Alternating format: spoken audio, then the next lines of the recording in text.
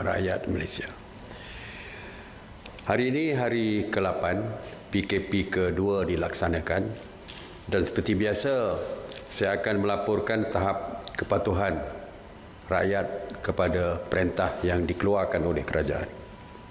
Dari laporan PDRM, semalam 7 April, PDRM bersama dengan ATM telah mengadakan sebanyak 758 sekatan jalan raya di seluruh negara dan melakukan pemeriksaan ke atas 441,893 kenderaan.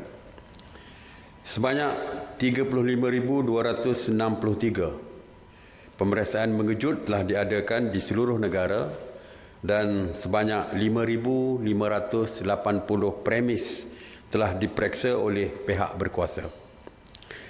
PDRM telah menahan seramai 454 individu di sekatan jalan raya dan rondaan PDRM kerana melanggar PKP. Jumlah yang ditangkap semalam meningkat berbanding dengan 403 tangkapan sebelumnya, iaitu peningkatan kepada 13%. Kita dimaklumkan oleh PDRM bahawa PDRM tidak lagi berkompromi sedikit pun dengan sesiapa yang engkar kepada perintah yang dikeluarkan.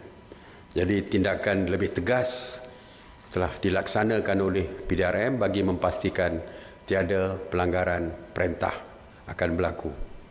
Jadi saya harap rakyat kita patuhlah kepada setiap arahan yang dikeluarkan oleh kerajaan, kerana jika tidak mereka akan dikenakan tindakan oleh pihak polis dan sebagainya.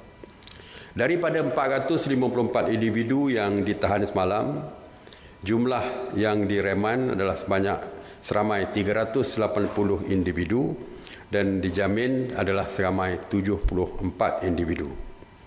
Seramai 630 individu telah pun dituduh di mahkamah semalam.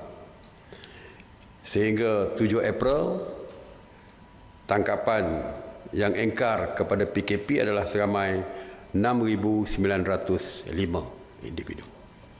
Jadi ianya terus meningkat. Sanitasi awam terus dilaksanakan bagi memastikan kita dapat mengurangkan penularan COVID-19 ini. Sejak 30 Mac 2020, KPKT telah melaksanakan 807 operasi sanitasi di 86 zon, termasuk 21 zon merah dan 18 zon jingga.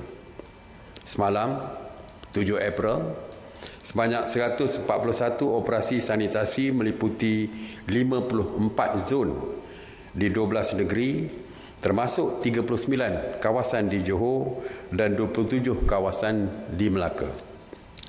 Kawasan yang turut di Nyah Cemar adalah 621 bangunan kerajaan dan 370 tempat awam.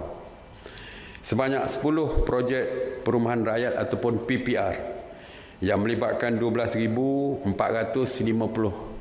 unit rumah telah pun di Nyah Cemar dan sebanyak 14 PPR di dalam proses Nyah Cemar yang melibatkan 19,342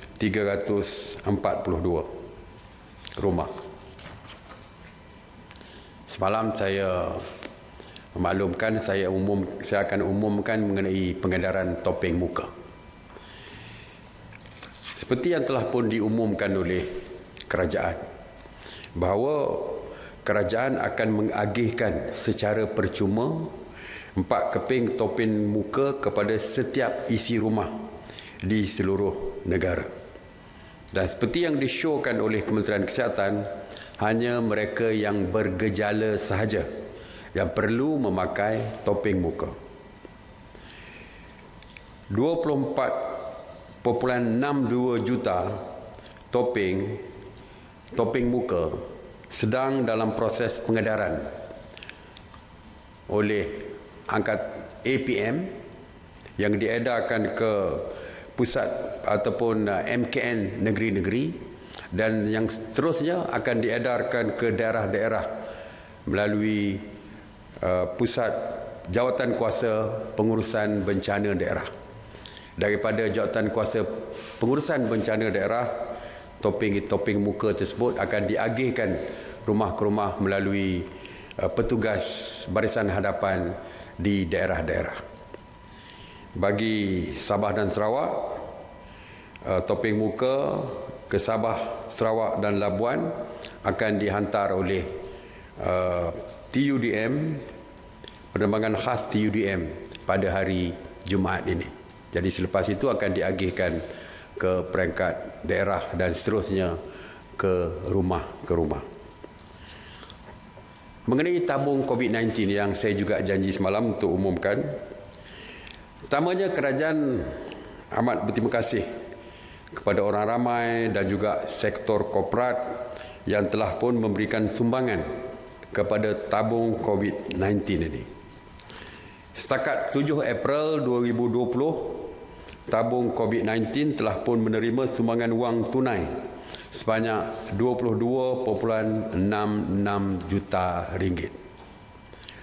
Daripada jumlah itu, Yayasan Kebajikan Negara ataupun YKN telah menerima sebanyak 5.68 juta ringgit bagi fasa pertama untuk pembelian bantuan keperluan harian kepada mereka yang terjejas akibat COVID-19, terutamanya di kawasan-kawasan di bawah PKPD, iaitu PKP yang diperketatkan.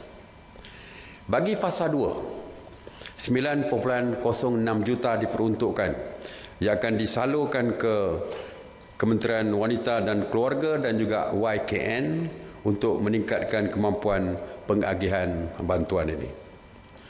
Selain daripada tabung rasmi yang diwujudkan oleh kerajaan, iaitu tabung COVID-19,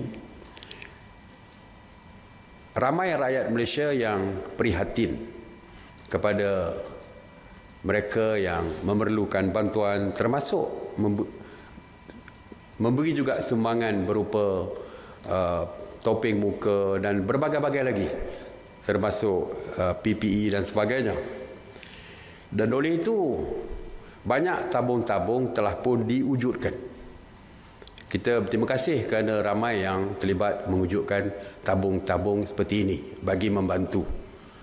Walaupun pihak kerajaan mencadangkan supaya setiap tabung tersebut didaftarkan, kerana Kementerian Kewangan telah pun mengumumkan bahawa penyumbang-penyumbang akan diberikan insentif untuk pengecualian cukai. Jadi kita harap mereka daftarkan, mereka laporkan kepada Kementerian Kewangan supaya pengecualian cukai dapat mereka nikmati dari segi faedah tersebut. Semalam seperti kita maklum bahawa PKPD keempat telah pun kita umumkan, iaitu di Selangor Mansion dan bangunan Selangor Malayan Mansion di Jalan Masjid India. Ramai yang bertanya dan menjadikan isu tentang sumbangan makanan kepada mereka. Ya. Untuk makluman semua, 97% daripada penghuni di kedua-dua premis tersebut adalah warga asing. Saya dah umumkan secara jelas beberapa hari yang lepas bahawa warga asing yang berada di dalam negara kita adalah di bawah tanggungjawab kedutaan asing. Jadi dari segi PKPD 2 ni, ianya melibatkan hampir keseluruhannya warga asing. Jadi kita juga memaklumkan kepada pejabat kedutaan mereka supaya mengambil tanggungjawab ini bagi membantu rakyat mereka yang berada di dua premis tersebut. Kita dimaklumkan tadi di dalam mesyuarat kabinet bahawa Kementerian Luar telah pun memaklumkan kepada kedutaan-kedutaan asing tersebut supaya mengambil tanggungjawab dari segi kebajikan rakyat mereka. Walau bagaimanapun, kita memberikan alternatif kepada rakyat ataupun mereka yang tinggal di dua bangunan ini, iaitu supaya mereka boleh melalui pusat operasi yang diwujudkan di mansion tersebut, di kawasan bangunan tersebut, untuk membantu mereka di dalam pembelian makanan. Kalau mereka memerlukan makanan, mereka boleh menghubungi pusat operasi di dalam kawasan bangunan tersebut supaya membelikan makanan dan diletakkan di tempat yang khusus untuk mereka ambil, tetapi mereka perlu membayarnya sendiri. Jadi mereka bayar sendiri setiap keperluan yang mereka perlukan dan kita boleh bantu dari segi pembelian apa yang diperlukan oleh mereka. Dari segi pusat kuarantin, setakat 7 April 2020, sebanyak 127 pusat kuarantin termasuk 12 hotel telah pun beroperasi, di mana 8,153 individu sedang menjalani proses kuarantin wajib. Semalam, seramai 697 rakyat Malaysia telah pulang ke tanah air. Seramai 679 telah pun dikuarantin wajib manakala 18 individu dihantar ke hospital. Jadi walaupun kita kata semua wajib dikuarantin, tetapi mereka yang bergejala seperti mempunyai seperti batuk-batuk, sesama dan sebagainya yang kita anggap bergejala terus akan dihantar ke hospital. Isu yang timbul dari segi pusat kuarantin ini ialah mengenai hotel. Yang kononnya keluar berita semalam bahawa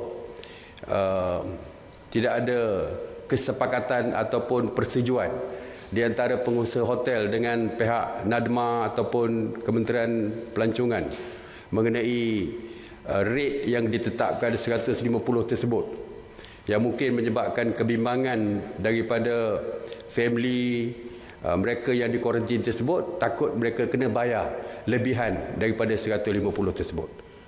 Sebenarnya berita itu tidak benar sama sekali, kerana seperti yang saya sebutkan tadi bahawa hotel-hotel yang berdaftar sebagai pusat kuarantin dan diwartakan, kita telah pun mencapai persetujuan bahawa rate mereka, kadar sewa mereka beserta makanan dan minuman adalah RM150 sahaja. Ini telah pun dipersetujui. Jadi tidak timbul bahawa mereka akan di-charge ekstra dan sebagainya, tidak timbul kerana telah pun dipersetujui. Jadi bermakna takkan timbul isu lain selain daripada itu, dan sebenarnya hotel-hotel yang berdaftar telah pun tahu tentang perkara ini. Ramai juga yang mempersoalkan kenapa ada hotel 5 bintang dan sebagainya. Saya pun dah perjelaskan semalam. Tetapi ada yang mengatakan bahawa hotel yang 150 tu ada yang bintangnya lebih besar ataupun keselesaannya berbeza. Kita sudah pun menetapkan senarai hotel-hotel yang kita daftarkan. Dan kita akan penuhkan hotel tersebut satu persatu. Jadi bermakna hari ini katakan ada 1,000 yang masuk. Kita akan masukkan mereka di hotel-hotel tersebut yang kita telah pun senaraikan. Kalau dah penuh, kita akan pergi pada next hotel. Jadi soal bagaimana hotel itu dan sebagainya, saya percaya dari segi bilik dan sebagainya itu maknanya terpulang kepada hotel tersebut. Mungkin yang hotel A lebih baik pada hotel B atau hotel C lebih baik. Itu kita tidak ambil kira dari segi itu, kerana kita hanya hantar kepada hotel yang telah didaftarkan. Dan kita akan first come first serve lah. Kalau A ni dulu 500, kita masuk dia. Kalau A maksimum 500, kita ada 1,000, dan next 500 kita akan pergi kepada hotel yang satu lagi. Dan kita tidak pilih dari segi bilik macam mana dan sebagainya. Begitu juga dengan 5 star. Saya dah kata mereka bayar sendiri, Tetapi jika ada apa-apa yang mereka tidak puas hati dari segi hotel tersebut, buat aduan terus kepada pengurusan hotel tersebut. Seperti biasa, kalau ada isu yang berkaitan dengan bilik dan sebagainya, mungkin makan tak sedap dan sebagainya seperti yang disebutkan, itu boleh mengadu terus kepada hotel yang berkaitan. Bukan mengadu di dalam media sosial dan sebagainya. Mengadu terus kepada hotel yang berkaitan. Saudara-saudara sekalian, tuan-tuan dan puan-puan sekalian, mungkin ada peringkat awalnya tempat-tempat yang digambarkan sebagai tidak sesuai dan sebagainya. Semua tempat yang digambarkan dan ditular dalam media sosial telah pun selesai kerana mereka telah pun dipindahkan. Termasuk yang terbaru semalam, kononnya di Johor, mereka tidur dalam dom dan sebagainya. Jadi mereka hanya sementara waktu kerana kehadiran yang ramai yang balik daripada Singapura melalui tambak Johor dan sebagainya, yang tidak boleh kita rancangkan seperti yang balik daripada luar negara melalui pesawat. Melalui pesawat kita tahu berapa jumlahnya satu hari kerana kita ada flight schedule dan sebagainya. Tapi yang balik dengan motorbike dan sebagainya, sebelum 3 hari bulan kita buat tidak benarkan sesiapa balik dan wajib di kuarantin, ramai dah balik 2 hari bulan dan sebagainya. Jadi serentak balik, maka kita letakkan tempat transit seperti yang ditularkan semalam, itu merupakan tempat transit, tetapi mereka telah pun dipindahkan ke hotel-hotel dan sebagainya. Di Johor, kalau tak silap saya, ada 14 hotel yang telah pun kita kenal pasti. Jadi mereka dipindahkan ke situ. Dan pusat-pusat kuarantin di negeri-negeri sebenarnya ditentukan, dipilih dan ditentukan, dicadangkan dan ditentukan oleh negeri-negeri yang berkaitan. Jadi setakat hari ini kita ada tambahan lagi dari segi jumlah hotel. Sekarang ni kita sudah ada 112 hotel yang tersenarai di dalam pusat kuarantin yang kita wartakan ada 112 keseluruhannya yang masuk dalam senarai, dan daripada 112, 67 hotel telah pun diwartakan. Jadi semakin banyak hotel yang kita wartakan. Tuan-tuan dan puan-puan, kerajaan sebenarnya ingin memberikan tempat yang terbaik untuk rakyat kita. Walaupun mereka di kuarantin. Kuarantin ni bukan pilihan. Kerana kalau boleh semuanya nak balik ke rumah untuk tinggal di rumah masing-masing. Tetapi kita oleh kerana prosedur kita tidak mahu menambahkan imported cases yang seperti di negara lain yang balik daripada luar yang menyebabkan berlakunya peningkatan COVID-19 positif ini. Jadi untuk mengelakkan perkara tersebut, untuk menyelamatkan negara kita daripada penularan yang mendadak dan sebagainya, maka kita letakkan mereka secara wajib di pusat-pusat kuarantin. Dan kita tahu mereka tiada pilihan, terpaksa letakkan di pusat kuarantin. Sebab itu kajian cuba memberikan tempat yang terbaik bagi mereka. Walaupun mereka terpaksa tinggal di kuarantin, tapi kita cuba memberikan keselesaan yang terbaik kepada rakyat kita. Saya percaya setiap orang boleh membezakan antara negara kita, pusat kuarantin negara kita dengan negara-negara luar yang lain. Kita tengok di dalam media sosial dan sebagainya, ada tempat yang terpaksa tidur di lantai dan sebagainya, berkumpul berhimpit di tempat yang ramai dan sebagainya, sukar mendapat makanan dan sebagainya, terpaksa beli di luar dan sebagainya. Negara kita, hotel, tempat yang terbaik, dan makanan pun disediakan, tidak timbul isu tidak dapat makan dan sebagainya. Jadi apa yang dilakukan oleh kerajaan adalah yang terbaik untuk rakyat, supaya kita dapat menjamin keselesaan rakyat kita yang terpaksa dikuarantinkan. Kalau kita ingin bersyukur, kita boleh bandingkan dengan tempat-tempat lain yang jauh lebih teruk dari segi tempat kuarantin rakyat mereka sendiri. Kalau kita bandingkan dengan tempat yang berkurangan seperti itu, insya-Allah kita akan bersyukur dengan apa yang diberikan oleh kerajaan. Percayalah, kerajaan tidak akan membiarkan rakyat susah. Kita pasti akan memberikan keselesaan dan layanan yang terbaik kepada rakyat kita. Jadi tuan-tuan dan puan, Hari ini hari ke 7, ke 8.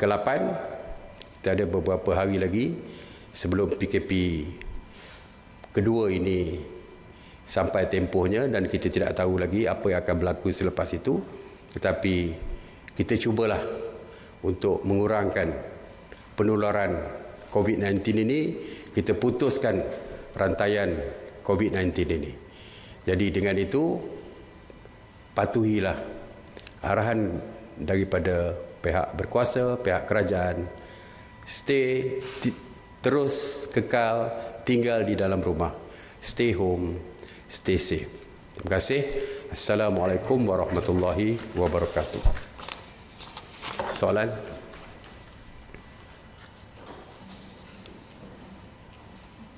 Datuk Seri Syamsiah daripada Bernama. Berkenaan dengan topeng, Datuk Seri, bila jangkaan agihan tu paling awal tu bila? Di mana? Topeng muka. Akan mula diagihkan tu seawalnya bila? And then soalan kedua berkenaan dengan perjanjian topeng muka dan ventilator daripada China. Adakah semua barang tu dah kita perolehi?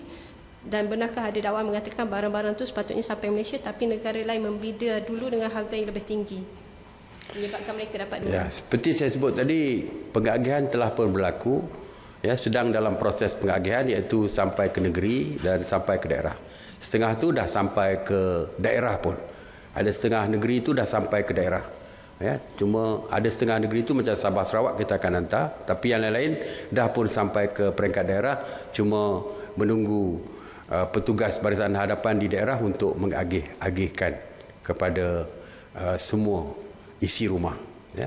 Dan saya nak tekankan di sini bahawa topeng yang diagihkan tersebut bukanlah topeng yang disumbangkan, tetapi ada semuanya dibeli oleh pihak kerajaan untuk rakyat. Ya. Datuk Seri, sekarang ni di Kuala Lumpur dah ada beberapa bangunan macam Malayan Mansion, Selangor Mansion dan juga Plaza City One yang kebanyakannya didiami oleh warga asing. Banyak lagi kawasan-kawasan di ibu negara yang didiami oleh warga asing, di Lebo Ampang misalnya, di Pudu. Jadi apakah tindakan kerajaan, langkah awal mungkin buat pengesanan awal walaupun kes mungkin tidak tinggi di kawasan tersebut? Keduanya tentang tabung tadi perlu didaftarkan ke mana Datuk Seri? Yang wujudkan tabung COVID-19 tu perlu didaftarkan kepada Kementerian Keuangan. Kementerian Keuangan. Dan kawasan-kawasan lain memang pihak kita terus memantau. Pihak polis bersama dengan Kementerian Kesihatan terus memantau kawasan-kawasan lain, terutamanya di kawasan zon merah dan sebagainya. Jadi kita akan terus memantau, dan dari segi apakah terdapat pesakit ataupun adakah terdapat virus kumpulan yang telah pun dijangkiti oleh COVID-19 ini akan ditentukan oleh Kementerian Kesihatan selepas pemantauan dilakukan.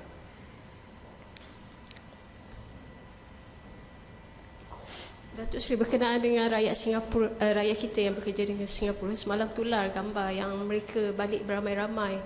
So sebelum ni dimaklumkan akan ada perbincangan G2G, difahamkan hari ini.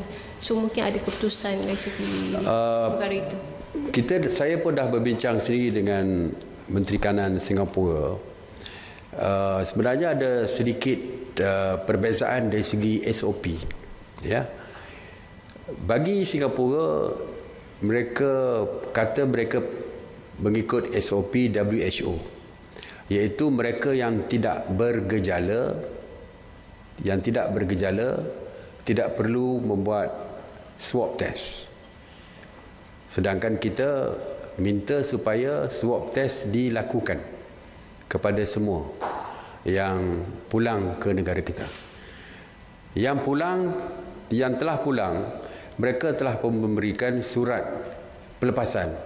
Sebab itu mereka yang pulang itu dikatakan bebas daripada COVID-19 dan sebagainya, kerana mengikut SOP mereka cuma melakukan dari segi saringan kesihatan biasa.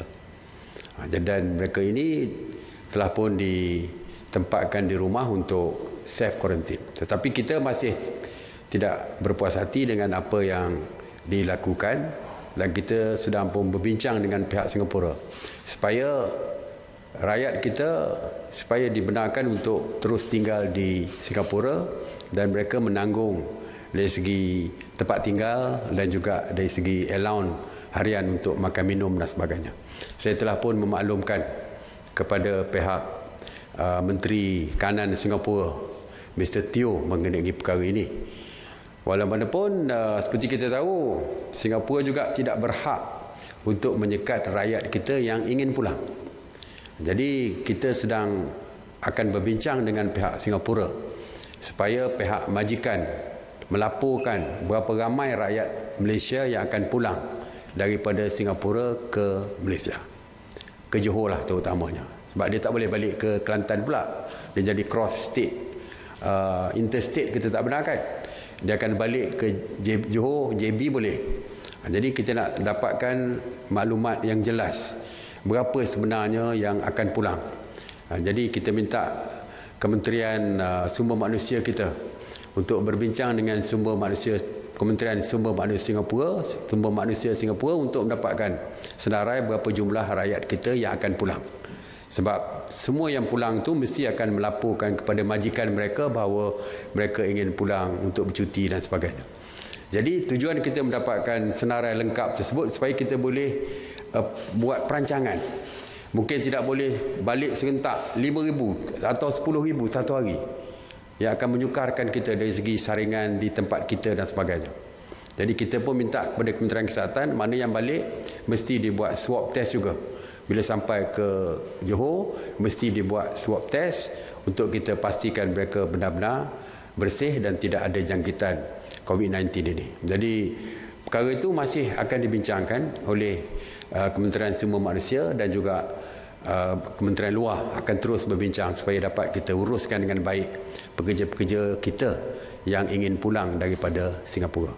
Tetapi saya kalau boleh menasihatkan, lebih baik terus kekal di Singapura kerana mereka boleh meneruskan pekerjaan di Singapura kerana jaminan daripada Menteri Kanan Singapura bahawa mereka akan terus dibenarkan bekerja. Dan juga perjanjian kita yang awal iaitu menanggung makan minum dan juga tempat tinggal, mereka akan teruskan. Okey, terima kasih sekali lagi. Assalamualaikum warahmatullahi wabarakatuh.